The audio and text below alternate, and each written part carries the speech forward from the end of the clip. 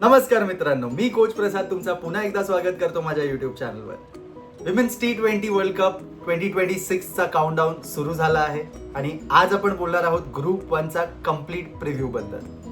हा ग्रुप खरं तर ग्रुप ऑफ डेथ म्हणून ओळखला जातोय, कारण की या ग्रुपमध्ये टीम्स आहेत Australia, India, Pakistan, south Africa, Netherlands आणि बांगलादेश सारख्या. तर सुरुवात करूया 6 टाइम चॅम्पियन्स ऑस्ट्रेलियापासून. ऑस्ट्रेलियासाठी हा वर्ल्ड कप खूप महत्त्वाचा असणार आहे. 2017 पासून त्यांच्याकडे कुठलीही ICC ट्रॉफी नाहीये डिफेंड करायला. गेल्या ODI वर्ल्ड कप मध्ये सुद्धा सेमीफायनल मधून बाहेर पडल्यानंतर आणि T20 वर्ल्ड कप गमावल्यानंतर ऑस्ट्रेलियावर नक्कीच प्रेशर असणार आहे. एलिसा हेली रिटायरमेंट घेतल्यामुळे सोफी मॉलिनेक्सकडे कॅप्टन्सी केली आहे, पण तिच्या सुद्धा बॅक इंजुरीमुळे तिची कॅप्टन्सीची सुरुवात थोडीशी चॅलेंजिंग राहिली आहे. ह्या टीममध्ये एक्सपिरियन्सची कमी नाही आहे. Beth Mooney, Alyssa Perry, Ashleigh Gardner, Tahlia McGrath ह्या मॅच विनर्स सारखे प्लेयर्स त्यांच्याकडे स्क्वॉडमध्ये आहेत. तर ऑस्ट्रेलियासाठी प्लेअर टू वॉच आउट आहे जॉर्जिया वूल. जॉर्जिया वूल फक्त काही मॅचेस खेळली आहे आणि त्यात सुद्धा तिने सगळ्यांचे लक्ष तिच्याकडे वेधून घेतले आहेत. जॉर्जिया वूल 156च्या स्ट्राईक रेटनी पॉवर प्लेमध्ये खेळते. ती बॉलर्सला अटॅक करायला बिलकुल घाबरत नाही आहे, म्हणून मला असं वाटतं की ती मॅच विनर ठरू शकते ऑस्ट्रेलियासाठी. या वर्ल्ड कपमध्ये माझा प्रेडिक्शन ऑस्ट्रेलियासाठी असा आहे की I see them as finalist. मला असं वाटतं की ऑस्ट्रेलियाच्या टीममध्ये आणि स्क्वॉडमध्ये पोटेन्शियल आहे की ह्या वर्षी आपल्याला ऑस्ट्रेलिया फायनलमध्ये दिसू शकते. तर बोलूया आपला टीम इंडियाबद्दल.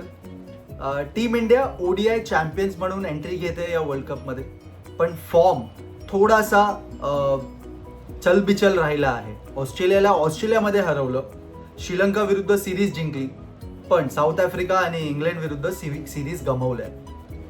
बॅटिंग लाईनअपमध्ये यास्तिया भाटियाला नंबर 3 वर प्रमोट करण्याचा प्रयत्न केला आहे. याच्यामुळे जेमी आणि हरमनप्रीत कौर आपल्याला मिडल ऑर्डरमध्ये बघायला भेटतील. इंजरीमुळे अमनजोत कौर आणि काशवी गौतम उपलब्ध नसल्यामुळे बॉलिंग कॉम्बिनेशनमध्ये थोडासा बॅलन्स आपल्याला शोधण्याचा प्रयत्न करताना दिसेल ही टीम इंडिया. तर माझ्यासाठी प्लेअर टू वॉच आउट या वर्षी T20 वर्ल्ड कपमध्ये असणार आहे स्मृती मंधना. स्मृती ODI वर्ल्ड कपमध्ये लीडिंग रन स्कोरर होती टीम इंडियासाठी.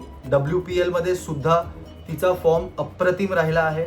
वरून ती इंग्लंडच्या कंडिशन्सला ओळखून आहे, म्हणून मला असं वाटतं की स्मृतीमध्ये ती केपेबिलिटी आहे. जर तिचा फॉर्म T20 वर्ल्ड कपमध्ये आपल्याला बघायला मिळाला तर इंडिया नक्की ट्रॉफीपर्यंत पोहोचू शकते.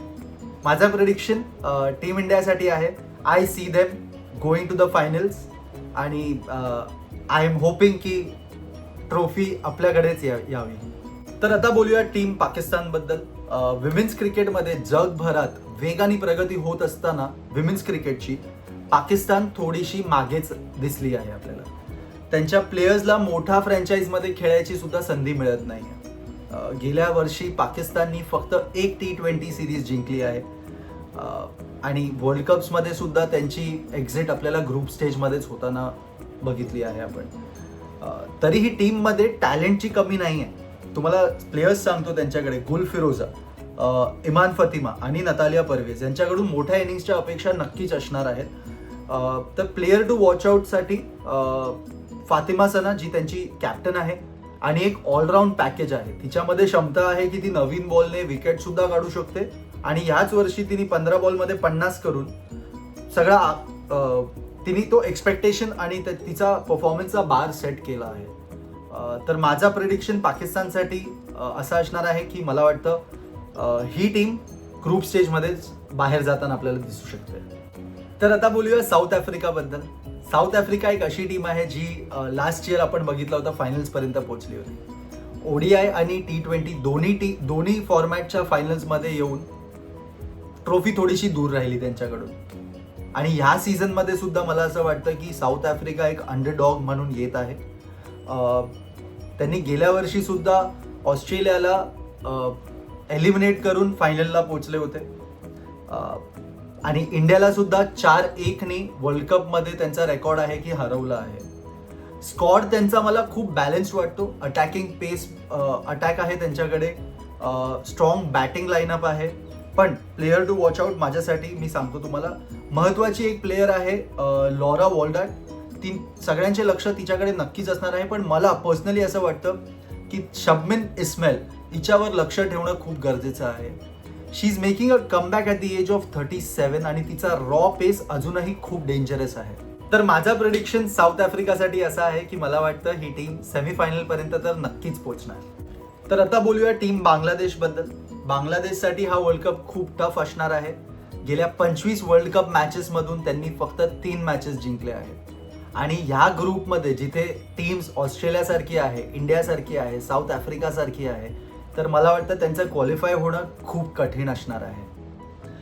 त्यांच्यासाठी पॉझिटिव्ह गोष्ट म्हणजे एवढीच आहे की त्यांनी तो वर्ल्ड कप लुझिंग स्ट्रीक तोडून ते या वर्ल्ड कपमध्ये एंटर करतात. That is the only positive that I can see for Bangladesh. त्यांच्यासाठी player to watch out is Marufa Akhter. Marufa Akhter English कंडिशन्समध्ये बॉल स्विंग करायची क्षमता ठेवते. ती पॉवर प्लेमध्ये विकेट्स घेण्यासाठी एक्सपेक्टेड आहे आणि तीच डेथ ओव्हरमध्ये सुद्धा आपल्याला बॉलिंग करताना दिसू शकते. तर माझा प्रेडिक्शन बांगलादेशसाठी असा आहे की मला वाटतं ही टीम सुद्धा ग्रुप स्टेजेसमध्ये आपल्याला बाहेर जाताना दिसणार. तर वळूया ह्या ग्रुपच्या शेवटच्या टीमकडे आणि ती म्हणजेच नेदरलँड. नेदरलँड ह्या ग्रुपमध्ये मला असं वाटतं एक डार्क हॉर्स आणि एक सरप्राईज पॅकेज म्हणून येत आहे. क्वालिफायर्समधून क्वालिफाय होऊन नेदरलँड एंट्री घेत आहे T20 वर्ल्ड कपमध्ये. क्रिकेट नेदरलँडमध्ये मोठा स्पोर्ट नसला तरीही आपण बघितलं आहे की ह्या डच टीम्स कशा अपसेट करतात मोठ्या मोठ्या टीम्सला. तर माझे एक्सपेक्टेशन्स नेदरलँडकडून सुद्धा हेच असणार आहेत. प्लेयर टू वॉच आउटमध्ये त्यांच्याकडे एक प्लेयर आहे स्टुअर्ट केलिस म्हणून. तिने इंग्लंडमध्ये डोमेस्टिक क्रिकेट आणि 100मध्ये खेळल्यामुळे तिला कंडिशन्सचा थोडाफार नॉलेज आहे. तर माझा प्रेडिक्शन नेदरलँडसाठी हा असणार आहे. एक मोठा अपसेट ते करणार, पण ग्रुप स्टेजेसमध्येच बाहेर होताना आपल्याला ही टीम दिसेल. तर मित्रांनो, माझा प्रेडिक्शन असा आहे ग्रुप 1 साठी. फायनलिस्टमध्ये मी बघतो इंडिया वर्सेस ऑस्ट्रेलिया, सेमीफायनलिस्ट माझ्यासाठी साऊथ आफ्रिका आणि ग्रुप स्टेज एक्झिटमध्ये पाकिस्तान, बांगलादेश आणि Netherland. But do not forget ही एक T20 फॉर्मॅट आहे. एक चांगली स्पेल, एक एक्सप्लोजिव्ह इनिंग्स किंवा एक मोठा अपसेट या संपूर्ण टॉर्नामेंटचा पिक्चर चेंज करू शकतो. तुम्हाला काय वाटतं? इंडिया पुन्हा एकदा वर्ल्ड कप जिंकणार की ऑस्ट्रेलिया पुन्हा एकदा राज्य करणार अख्ख्या जगावर? मला कॉमेंट्समध्ये नक्की सांगा. व्हिडिओ आवडला असेल तर लाईक करा, चॅनलला सबस्क्राईब सुद्धा करा आणि शेअर सुद्धा करा. धन्यवाद. आपण भेटूया लगेचच उद्या ग्रुप 2 चा प्रिव्ह्यू घेऊन. धन्यवाद.